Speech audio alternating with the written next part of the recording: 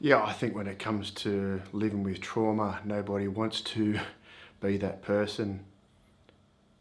It's the hardest thing to deal with is going through the fact and recognising that you have trauma.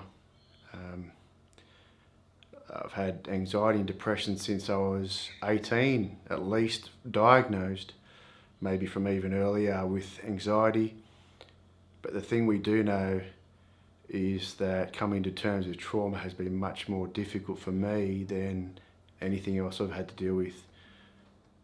When you hear the word trauma, you associate it with, the nasty things of, I don't know, being held up by gunpoint or being in a car accident or, things like that. You don't associate it with the life you live with your father. And, it's not just me. It's my brother, my two sisters and my mum. We're all victims of trauma here. It's only when you come years later that you start to realise that your norm, what you thought was a norm, is not normal.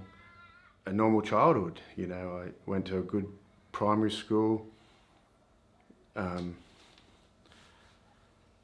one of four kids makes it, I guess from that point of view, always were a little bit unique because we were two boys, two girls, quite close in age, and everyone thought we were two sets of twins. So, yeah, I guess it is what it is. It's hard to deal with.